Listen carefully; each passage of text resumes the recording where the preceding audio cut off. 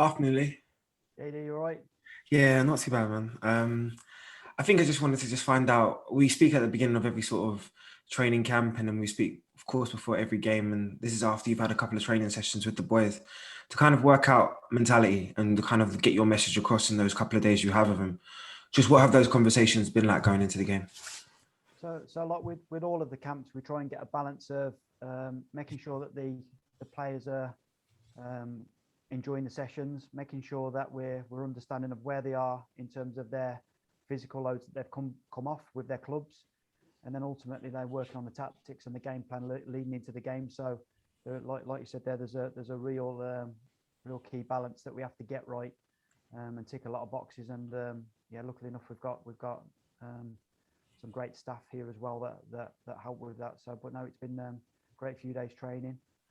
The lads that have played a lot of minutes at their clubs recently didn't join in until yesterday, so we made sure that we've managed their loads, and yeah, looking forward to tomorrow now.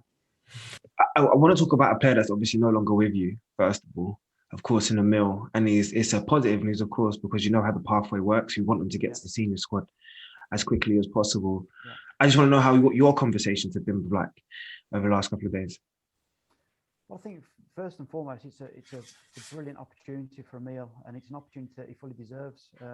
His form at Arsenal over the last few months has been outstanding. You know, he's a player that we've always been aware of in the pathway. And, it's one of the best things about this job is that you want players to get into the seniors ultimately. And we've spoke about it before that we want to qualify and we want to do well in the tournaments, but the priority will always be for me as well getting them players through to the senior team, because that's what I'm here to do. I understand that priority, and I know that's very much in terms of especially your integration within England. I'm always wanting them to go on to the next level. Yeah. But can it be frustrating for you? You're in the middle of a campaign. You've got a really important game. JD, honestly, I'm not just saying it. It's the best part of the job. Like the end goal is to get through to the senior team. I'm not here to coach the under-21s for myself. I want to help develop players. I want to help push players forward to play in the senior team, and that's supporting them when they're absolutely flying or when they're not doing so well. We've got a real variety of players within the group at the minute. Some are in real form, some are struggling to get game time at their clubs, and we make sure that we support them on the pitch and off the pitch. And it's a real lift for the group when especially as the head coach, when you stood in front of them, saying there is a pathway through to the seniors. If you're playing well at your clubs and you're playing well for the 21s, you're going to get an opportunity, and then one goes the week after. It's brilliant for us. Okay, so let's focus on the game now, because of course we know it's a big game. We've spoken off camera and on camera about the threats to the Czech Republic. Yeah. But I want to know how you feel going into it. Now you have the opportunity to size it up tactically and obviously leave your implement on Thursday night's game. Well, they're a team that we've got a lot of respect for. They're winning the group at the minute. They played 4, won 4. So the lads are going into the game fully prepared that they're going to be. They're in a real fight, and it's important that we turn up, and it's important that they show everyone what we see every day. It's a great opportunity for our players to show people, especially watching on Sky, all the fans that are actually coming to the game, that the next generation is coming through, like we've seen with the seniors in the summer, is very exciting. So I'm looking forward to seeing them play. We've got some, like I say, we've got some outstanding players, and if they can transfer what we've seen on the training ground over to the pitch, we'll be okay. And then just my final one from you, a bit of a wider question, Lee. You're seeing the growing speculation, and I might know a little bit more information in terms of Steven Gerrard potentially moving back to the Premier League. I know that you two have both sort of been around the sort of the youth team circuit together, and of course you would have played against each other naturally. Just your thoughts on potentially Steven Gerrard maybe managing back in the Premier League sooner rather than later. I think it's always good to see young coaches getting opportunities, and especially in the Premier League. I think obviously Villa's an outstanding club. Steven Gerrard going to Rangers has proved himself as a manager. I came across him as a coach as well with Liverpool's under-18s. And going down that route, and really learning your trade and going up to Scotland. He's even though obviously Rangers is a massive club, it's a great opportunity for him if that's what's going to happen. It's good to see, like I say, young coaches getting opportunity, especially at clubs like Villa. Lee, more than anything else, good luck for tomorrow, man. And we'll be there to talk about it after. Thank you. Cheers. Cheers, JD. Ian Abrahams at TalkSport.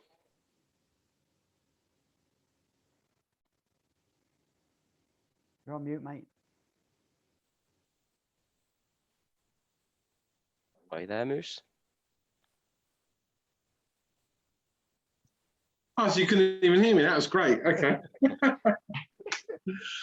Right. Well, I said hello. How are you, Lee? Right? Oh, really good, thank you. Really good. How are you? Good. Glad you can hear me now. It's a big game, isn't it? Pretty much a must-win game, especially as you're at home. Yeah, definitely. It's a game that, like we spoke about the other day, they're top of the group. It's a real challenge for this group of players.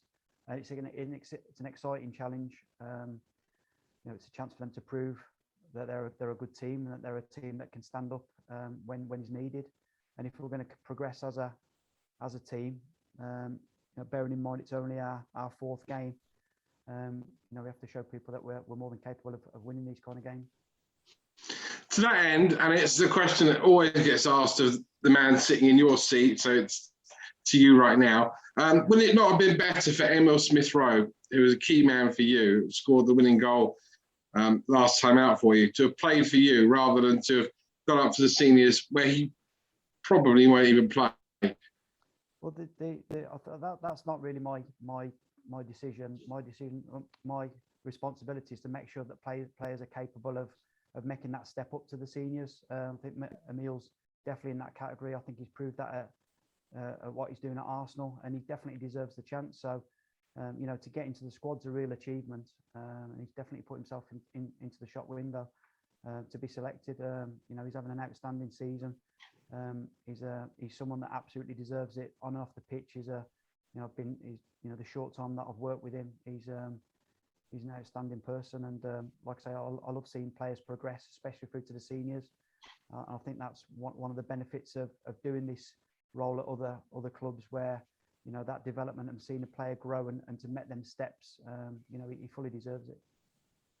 100%, and that is exactly the thing which I would expect you to say. But you and I both know that England are going to qualify for the World Cup next December. Whether or not Emil Smith-Rowe is in that squad or not, they're going to get the results they need home to Albania and then away to San Marino.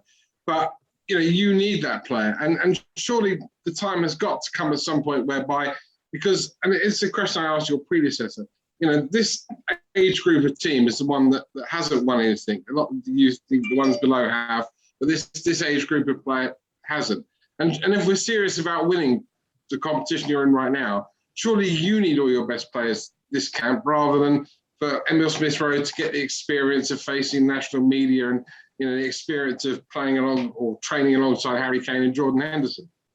Yeah, I think that's where we're quite lucky in this country that the next players that are waiting to come in and get a chance are very good as well. If you think about the way Anthony Gordon's playing at the minute, he's more than capable of playing in this under-21s team. The players that aren't here as well: Curtis, Noni, Harvey, Ryan Sessegnon. We've got an abundance of talents. That's not including Ryan Brewster, who's also suspended for this game, but he'll be available against Georgia. So, my passion has always been, since I started coaching, is helping players and watching players develop. So, obviously, I want to win as much as I can with the 21s, but ultimately, I want to develop players, and I'm more than happy to push them up. If they're ready and they're good enough, they should go up. The priority should always be supporting the senior team. So just taking a point a step further, have you made a decision about? Obviously you need goals tomorrow night. They were in short supply in the last camp, and obviously Ryan Brewster's suspended. So what are you going to do regarding your strike force? We've got a lot of creativity in the team. Obviously, Flo Balogun's got an opportunity now to play and to get some minutes. Obviously, Anthony Gordon as well is in line to be selected potentially. Obviously, Cole Palmer has done well when he's been both at City and obviously coming away with England. So Conor Gallagher scores goals, as you've seen at Palace. Jacob Ramsey's more than capable from midfield of scoring goals. So I don't think it's the responsibility of one player. It's like you say, it's creating them chances and taking them. You know, we've had some good opportunities to score more goals. We haven't taken them, but I expect that to improve the longer this team's together. I think, and I was talking about it last time when we spoke about, like, my expectations for this team are sometimes so unrealistic that, you know, I want them to, you know, obviously score more goals and create more chances, but, you know, sometimes that's just not going to happen realistically.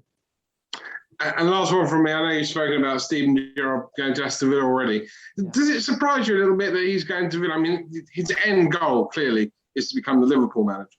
I think everybody knows that. So to that end, was he not better off continuing his managerial education somewhere like Rangers, where every year he's going to be in Europe, where rather than Aston Villa, where, with the greatest respect, if they get into Europe, it would be a major surprise. Yeah, I mean, I couldn't give Steven Gerrard any advice as a player, so I definitely won't be able to as a coach. So I think you know, he's more than capable of making them decisions. Brilliant. Listen, good luck tomorrow night, Lee. Thank you. Cheers, pal. Hiya, Lee. Yeah, you're right. I'm all right. Was that your answer to the expectations question? No, No. that definitely wasn't. No, it's a much deeper one than that. Right, so we're waiting for that for a while, are we? Wait for that one. Right, fine. I'll have you all in tears if I tell you what I think. I don't mean bored to tears either. Because obviously tomorrow is a massive game. How important is it for these young players to have a qualifier with an amount of jeopardy to it? Because for the last decade, they've kind of, every single under-21 team have breezed through the group, whereas this one looks a bit trickier. Yeah. Well, I think what's definitely obviously I've been quite lucky now that I've done a couple of campaigns that it's a strong group. The so-called smaller and weaker nations are getting stronger. They're getting better coached. They're a lot more difficult to break down. So, but it's a brilliant test for us, you know. And I want us to play and be able to train and compete under pressure, because ultimately the end goal is to get them through to the seniors, and that's what you have to do. I mean, these players are used to competing week in, week out in either the Championship or the Premier League, so they're used to that competition and they're used to that pressure. So, you know, one of the luxuries of I suppose of playing for England is you're expected to win every game, and not only win but win comfortably. So, you know, there's a level of expectancy that comes with that of performance and scoring goals and creating chances. And you know, for me, you know, doing the job for them the short time that I've done it so far, I think the group are building. I think that we've made some good steps forward, and it's a good test for us. You know, I'm excited by it. I said to the players this morning, you know, we've done quite a bit of tactical work the last couple of days. You know, it's exciting because, like, we're playing against a really good team, and we have to be at our best to beat them and to compete with them. So I'm looking forward to it. Do you sense that these are the sort of players that relish? Because even though it's a qualifier, it does feel like a far bigger occasion tomorrow, and they've got the sort of mentality to relish that. Yeah, I think they have. Yeah, I think the fact that a lot of them are playing well for their clubs. You know, they're under pressure at their clubs. Some of them have witnessed managers getting the sack for the first time, and a change of manager, a change of coaches, change of style, dealing with being in form and out of form. You know, we've got a lot of younger, high achieving players that have done so well at under 18, so well at under 19, so well at under 20s or under 23s football. Now, you know, for some of these players, this is the first time where they've potentially been out of form or out of the team or up against it. So ultimately, you want to make sure that we're here to support and help create that resilience that they're going to need to forge a career and ultimately get through to the senior team. Cheers. Cheers, Jack. Cheers, Jack. We'll go to Tom Barkley at the Sun next. Hi, Lee. Hey, Tom, you right? Yeah, I'm good, thank you. You mentioned Flo Balogun has a chance now with Rian being suspended. He's someone that we've heard a lot about. You know, he's been highly rated. He's another one of the players who've got lots of different nationalities, that countries he could be eligible for, but he's obviously playing for England. You guys seem to be pretty excited about him. What do you make of where he's at in his development? And do you feel now could be the time where he perhaps a loan might help him to get out and play some regular football? Yeah, I think it's always easy with younger players that you want to almost compare them to someone, and the easy comparison would be to like a maybe Eddie Nketiah. but they're totally different players. You know, they're different in their style. Flo's got different attributes to Eddie. You know, like you've said there, he's probably missed out on that little bit of senior football at this stage now. You need testing. You know, watching him playing the under-23s for Arsenal is probably a little bit too easy for him. I mean, he's probably just past that level, but, you know, ultimately, you know, I would imagine, you know, he wants to play for Arsenal. He wants to be in and around a Premier League squad and potentially pushing for a position. But it's such a, you know, a big club with a lot of competition that I'm sure they'll have a career path and a way for him to break through, because he's definitely got the talent to do that. He's got all of the attributes. You know, not only on the pitch, off the pitch, he's a nice guy. He's level-headed. He wants to work hard. He asks really good questions. He wants information. You know, he's got a good relationship with Ashley and Jolien, and he's constantly picking their brains on what defenders do and all the rest of it. So, no, it's a very good player. Then we're lucky. But like I say, in the past where we've had like Tammy Abrams, Dom Solanke, DCL, Adam Armstrong, you know, he's very much an individual. He's not like really any of them. Interesting. I mean, it will be down to him and a lot of the attacking players to try and break down a very difficult Czech Republic defence. I mean, I can only go on the results, but they haven't conceded a goal yet. Yeah. What do you know of? Is that their biggest strengths? And I've noticed their goalkeeper is a youngster at Man United. Right, what do you know of their squad? Well, I know that they're a very good team. I think they're very functional. They're well organised. Like you've said there, they've you know, played the 4 games, not conceded a goal, scored 9 goals. I think one of the benefits as well is having 3 home games. They played 3 home games and 1 away. So I'm looking and expecting a really tough game. And the players are prepared for that. They understand that it's going to be, you know, that the Czech Republic aren't coming for you know, just a wander around and have a look around the stadium. They're coming to win the game and to compete, and I'm looking forward to it. And just one final question. You know, obviously Emil went up to the seniors. Yeah. It seems to be a bit of we're wondering what's going on with Mason Mount, and there's a suggestion that due to his dental surgery, he might not be available. Is there a possibility that Connor could also go up as a result if Mason misses out, or do you think Gareth's going to stick with what he's got? Yeah, I'm not sure, if I'm being honest. It's not something that we've spoke about. You know, our concentration and focus has been very much on this game. So, but you know, any of the players that are needed for the seniors will go. There's no you know, our job is to ultimately make sure that they're getting whatever they need to qualify and to win. So, and hopefully, like I say, this, you know, Emil's the first one, and there will be others. Thanks, Lee. See you tomorrow. Thank you. Cheers. Bye. Cheers, Tom. We'll go to Nick Manchester at PA. Hi, Lee. All right. How's it going? You all right? All right, thank you. Just following on for that, just on Connor, do you think you've got one of the most informed players in the Premier League at your disposal tomorrow? And is it easy to expect him to just continue that form tomorrow night, or is it a little bit harder than that? Yeah, I think he's definitely. I'm not sure if he's the most informed player in the Premier League, but he's definitely a player that is in form. I think what stands out most when you watch Connor train every day is his work rate, his preparation, the level of detail that he goes into in the sessions. You know, he's very, very focused on his position, his techniques to score, his timing of arriving, his intensity that he presses with. You know, he's definitely a player that we're very lucky to have, and he's like you say, he's definitely in form. Is he now reaping the benefits, and therefore you and Crystal Palace are reaping the benefits of his desire to go and play, rather than just sit and wait for his chance at Chelsea or play for the under-23s, having been out on loan? I think this is his 3rd, 4th loan now. Yeah. Is he just reaping the benefits of that, just having the experience at such a young age? Yeah, I think. Yeah, I mean, ultimately, you know, players have got their own plans and speed of development, and Connor is very much now a senior player and able to play week in, week out at a high level. You know, and I think it takes a bit of time. Not all players develop at the same rate, especially physically. The difference, and we noticed that especially this month with players that have been in their first team since the start of the season.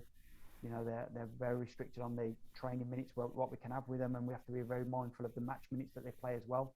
just because they're still young players and they need to give their bodies a chance to recover. So we give them plenty of opportunity to do every extra recovery sessions, and obviously making sure that their diet and their hydration is right as well. So we're very lucky, like with the support that players get is outstanding. How does that impact your team selection then?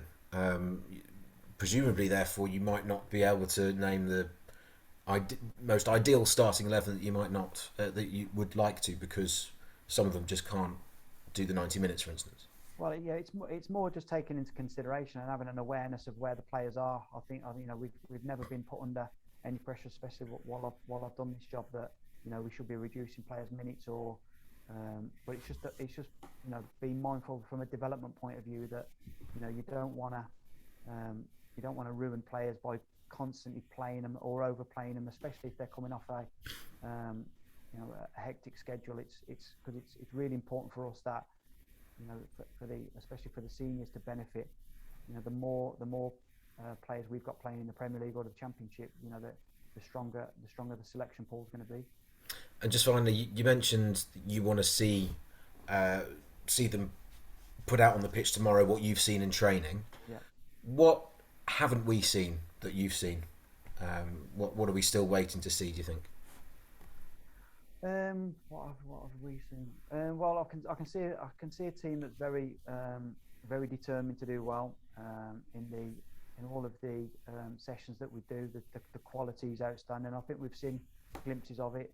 If you think about the first 45 minutes against Slovenia, 2-0 up at half time, couldn't see them scoring or even creating a chance, and yet we can see 2 goals from 2 set plays. So that was disappointing. So that the intensity and the concentration. So as you can probably imagine now, for the last 2 days we've defended a lot of corners, a lot of free kicks, and there's been a change in the tempo and a change in the mentality when we're doing that practice, because they know they've almost been punched on the nose from it in the last game or the last camp. I think you've seen what I've seen as well against Andorra. It's a tough place, lovely place to go, but they're a tough team to play against. We've seen the seniors dismantle them the night before we played them, and then we struggled to break them down, and then obviously getting a player sent off. I'd like to think that you saw a bit of character then from the team. You saw a substitute coming on in Curtis and helping us get on the ball more, helping us create more chances, and obviously setting up a meal for the goal. So all of these things I think we've seen in patches, but not over a consistent period. But again, like, it's our 3rd game. I'm not, I want to see it, and I'm almost demanding that I want to see it more. But ultimately, this is going to be our 4th game, and I expect us to constantly get better the longer we're here. Thanks. Good luck to you tomorrow. Thank you. Cheers. Thanks, Nick. I can see quite a few more hands up, and Lee's got a hard finish in about 5 minutes or so. So if I can ask the remaining few to ask 2 questions each, no more than that would be really helpful. We'll start with Greg Evans at The Athletic. Yeah, sure, no problem, Aaron. I'll rush to them quickly. Hi there. Anthony Gordon, can you just talk us through what you've seen in him, and why he got the call up this week? We spoke to him in the week, and he spoke very eloquently. Yeah, so Anthony's a real attacking player, direct, a little bit old-fashioned in terms of a winger. He wants to be out wide, but he has got the ability to come inside and take the ball. He can score goals. He can create goals. A player that I've watched a lot, obviously at Everton, with my ties that I've got to Everton. I watched a lot of his games against good teams. He's just about found his place in the team now, and hopefully he can keep that. But he's an exciting player and a player that I'm looking forward to seeing. Thank you. And you've got quite a few players in this squad that have been playing football abroad, this season. Do you encourage them to go out rather than staying around in the academies? Is that a conversation you have with any of them? No, definitely not. I think we've always got to respect that boundary with the clubs. That I wouldn't like to be that guy that the players are going back to the clubs and say, "Oh, Lee said I should do this or I should go here." Ultimately, we're here to support them with the decisions that they make. I think it tells you a lot about a player that goes abroad, and learns another language and learns another style of play and moves away from home. And we definitely see that they're very mature, these lads that play abroad and that come back into our squads. And Clinton Moore is a good example of that. A player that struggled to get into this team. He's found his form, he's found his feet, and he's playing well at the minute. So hopefully, like I say, he's one of many that can continue that. Brilliant. Thanks, Lee. Good luck. Thank you. Cheers. Cheers, Greg. Jack Rosser at the Standard next. Hi, Lee. Apologies, You're my camera's not working. I just wanted to pick up on Balogun again. I know you spoke that he's, a different kind of player from Eddie, but what Eddie has done with this, level of England football before, that can be some sort of inspiration for him, can't it? To try and match. He started the first game in the Premier League when they had a few injuries, but he's not had that many chances. This is one for him. No, definitely, and I think I had a conversation with Flo maybe a week ago, and it might have been a little bit early, but I rang him to tell him that he was going to start.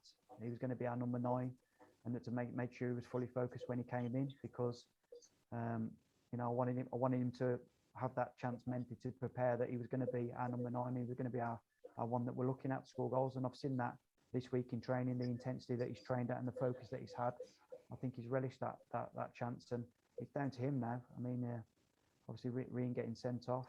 I really like Rian, and we'll keep giving Rian opportunities as well. But we want competition for places, and we want the lads to push each other, and Flo's definitely capable of doing that. And Tom referenced it earlier a bit, whether he needs, domestic football elsewhere, but this is a chance to show anyone that might need a striker in January what you can do as well, isn't it? Yeah, definitely. I think it'd be fair to say that a lot of the clubs in Europe will be aware of Flo's qualities, and if anything, he's just got to keep proving it to himself. He's the only person he's got to impress, and ultimately look himself in the mirror, because he's got outstanding ability and attributes and work rate, and like I said, I think he's a player that people look forward to seeing. Cheers, Lee. Thank you. Cheers, Jack. We've got 2 more hands and then we'll finish up. So we'll start with Alan Smith, Football London. Lee, can I just quickly ask about Oliver Skip? And obviously he's now had a change in club management. Is that something that you factor or discuss with him? And in addition to that, what do you think Antonio Conte's coaching could do for his development? Obviously, I'll speak to Ollie most days. I very rarely go into detail on managers or what his thoughts are. It's more, how is he getting on? How are you feeling? What you've been working on? How can we support that? He's a player that it's always a good sign when a manager comes in and you're in his first team that he picks. And I think he's more than held his own when he's played. Every game I've seen him play for Spurs, he's been very good, very consistent.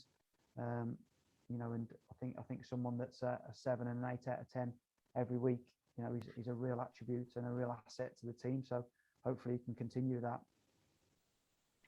And then, apart from the kind of the players that you mentioned in terms of playing low, do you have any injury concerns ahead of the game tomorrow?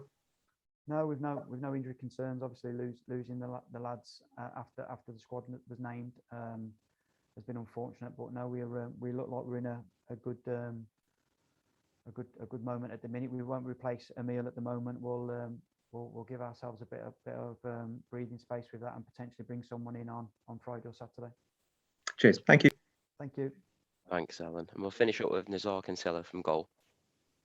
Hi, Lee. Just the one question from me. I just wanted a bit more detail really on Connor. You're speaking about him a lot, but goal scoring's become a huge part of his game now. And I just wanted to see, what have you seen from him in terms of a technical profile since you've known him, because you've been, Man City, playing against him probably, and England youth team. So what have you seen in his development lately to sort of come together into this player that now, the whole football world is starting to see, really, make headlines and things like that? Yeah, you're talking about Conor Gallagher? Yeah, sorry, Conor Gallagher. I think it broke up, yeah. I think one of Connor's biggest strengths, similar to, and I wouldn't want to compare him, so I wouldn't like this to be a headline, but his timing of arriving in the box is very similar to like Frank Lampard, and not just because of timing, but the amount of runs that he makes. He's got outstanding energy, almost like Tim Cahill as well. Tim Cahill had great energy and just had a knack of arriving in the box at the right time, but that's due to the amount of runs that he makes rather than being in the right place at the right time. Scores a lot of goals in small-sided games, which again is a really good sign, because he's got some really good techniques with his finishing. He's very calm in front of goal. He can score an array of goals. I like the scruffy ones that he scores with the that he bounces into the ground, which go into the corners. And like I say, he's a player at the minute that, you know, he's getting what he deserves. You know, it's brilliant when we have so many people talking about our younger players and our players of the future, because you know, that we're very lucky in that respect, that we have got some good players, and Connor's getting what he deserves at the minute. All the best, Lee. Cheers. Thank you.